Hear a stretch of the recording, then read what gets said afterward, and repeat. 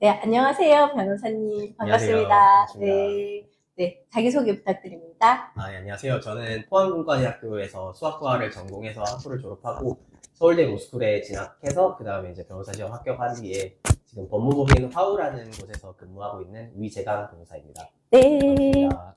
미국에서 고등학교를 나오셨더라고요. 네. 네, 그러면 그 본인이 나온 고등학교 소개랑 어떻게 유학을 하게 됐는지 그 배경을 좀 설명해 주세요.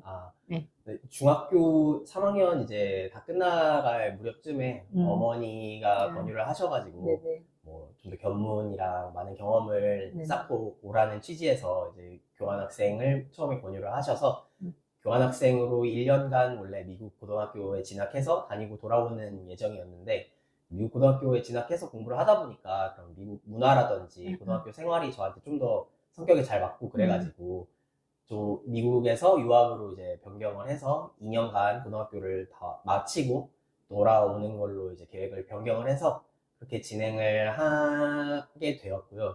그러다가 대학도 사실은 미국에서 진학을 하고 싶었지만 네, 뭐 사정상 한국으로 다시 돌아오게 돼서 네. 미국 고등학교 졸업하고 한국 대학에 진학을 하게 되었고요. 제가 다닌 미국 고등학교는 이제 첫 한 해에는 교환학생으로 갔기 때문에 미국의 국립고등학교, 워싱턴주 시애틀 근처에 있는 작은 국립고등학교에서 다녔고요.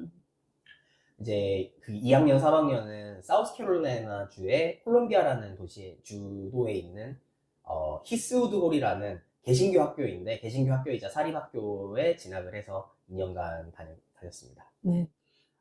처음 이제 1년 정도는 저도 어려움을 겪었는데, 그래도 날마다 영어를 당연히 사용하고 살아야 되다 보니까 자연스럽게 적응하게 되어서, 이제 2학년, 3학년 정도 됐을 때는 영어 문제는 크게 없었던 것 같고요.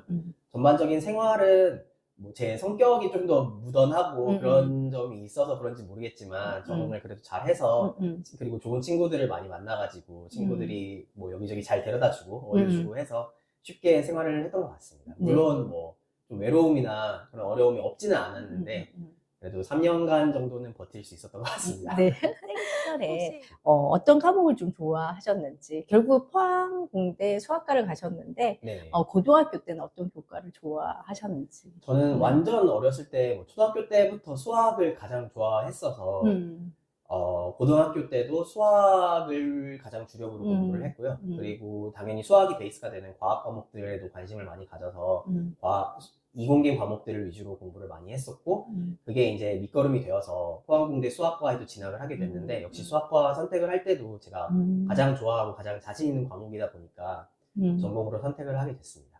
이제 수학이란 학문이 근본적으로는 논리라는 점에서 결국에는 법학과 맞닿아 있지 않나 생각이 돼서 법학이라는 진로를 결국 선택하게 됐고요.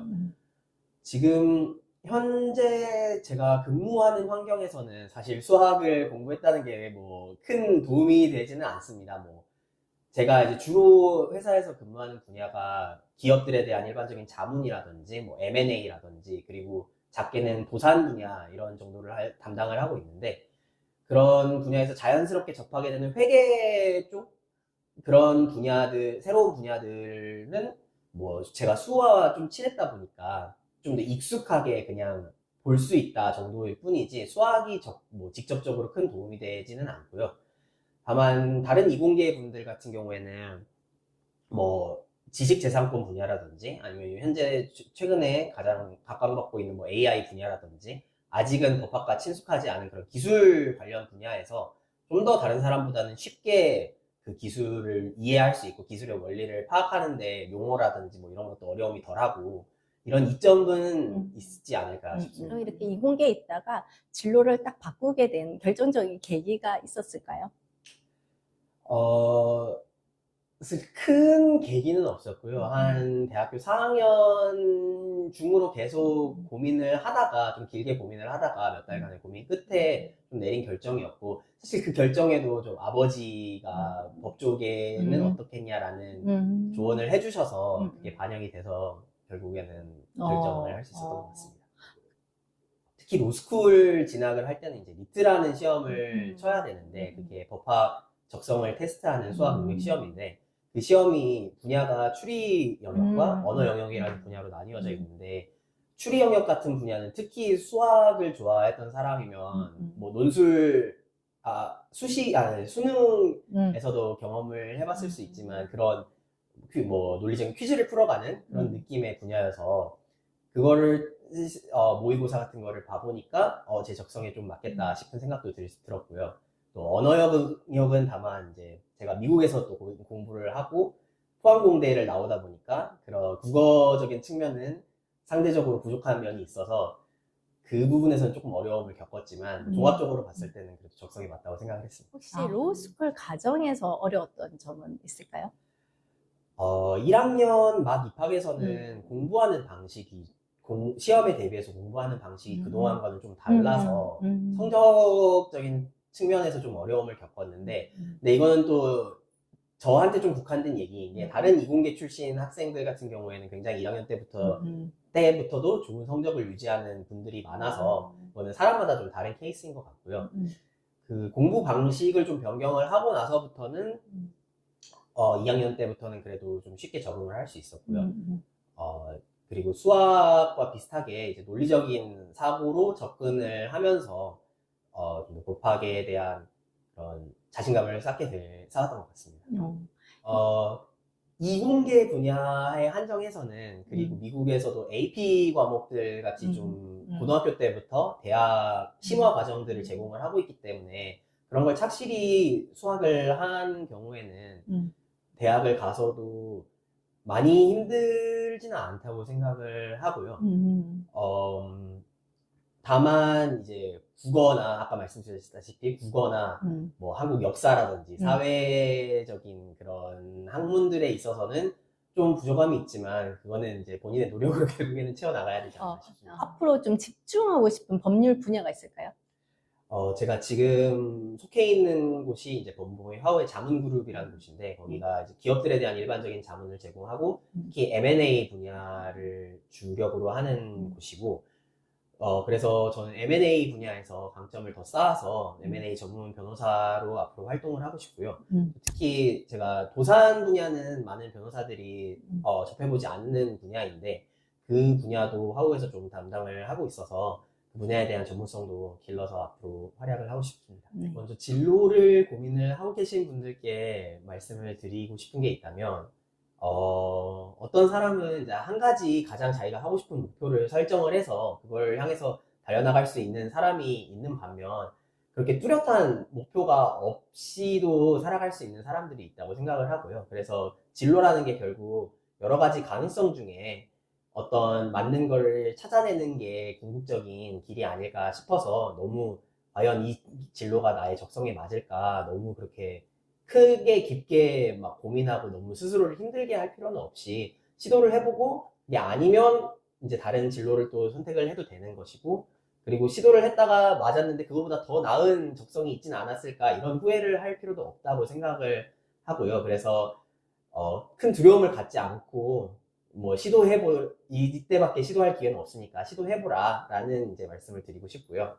지금 이공계 출신으로서 법학을 공부를 하고 계시는 분들께는 뭐 이미 잘하고 계신 분께는 제가 특별히 드릴 말씀이 없겠지만 좀 어렵고 약간 헤매고 계신 분들께는 법학을 저희는 그럴 때는 저와 이제 제 반려자가 같이 로스쿨에서 공부를 했는데 저희는 무작정 암기를 하고 갔어요. 그럴 때는 이제 무작정 부딪히고 갔습니다. 도저히 이런 이공계적인 사고로 돌파가 안 될 때는 그래도 뭐라도 해보자는 심정에서 다른 사람들과 비슷하게 그냥 암기로 해보면서 그러면서 이제 어쨌든 성적이 조금씩 올라가면 자신감을 갖게 되고 그때부터는 또 본인의 이제 맞게 다시 사고를 할 수 있게 되더라고요. 그래서 그런 돌파구가 안 보일 때는 어떤 암기로 한번 풀어나가보는 것도 좋지 않나 싶습니다. 네. 아무래도 미국 유학을 결정을 해서 미국에 와서 생활을 한 게 결국에는 제 지금까지 인생에서 가장 큰 밑거름이자 저를 뭐 형성한 기초가 됐다고 생각을 합니다. 미국 오기 전에는 저도 성격도 좀 소심한 편이었고 말수도 그렇게 뭐 많은 편은 아니었고 이랬는데 미국 와서 많은 경험을 하면서 그리고 세상과 직접 좀 부딪혀 보면서 제 스스로에 대한 자신감을 좀 찾게 됐고 더 적극적이고 뭐 많은 걸 시도하고 활발하고 이런 성격으로 변한 덕분에 결국에는 지금 이 모습까지 도달하지 않았나 생각합니다.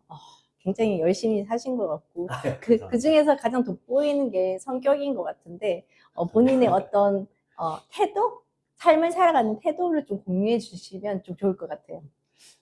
저는 가치관이나. 네, 제 삶에서 가장 우선적인 가치관은 제 스스로의 행복이어서 제가 일단 행복한 선택을 하자라는 주의로 그리고 현재를 살아가자라는 주의로 매사에 좀 대응을 하고 있고요. 그렇다고 뭐 제가 아무런 계획 없이 살거나 그런 건 아니지만 지나치게 계획에 얽매이지 않고 현재 내가 가장 행복할 수 있는 선택이 무엇일까를 생각하면서 살아가는 편이고요.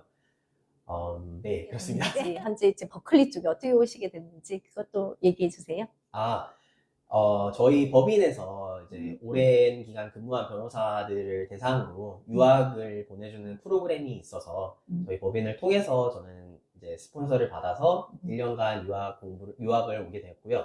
버클리를 선택하는 과정에 있어서는 이제 캘리포니아라는 지리적 그리고 굉장히 날씨도 좋고 여기가 네네. 환경적으로 굉장히 좋은 곳이기 때문에 선택을 한 것도 있고 그 중에서 또 버클리는 굉장히 아주 유서 깊고 미국 내에서도 좋은 대학교 중에 하나이기 때문에 이곳에서 법학을 공부하고자 하는 마음에서 여기를 선택하게 되었습니다.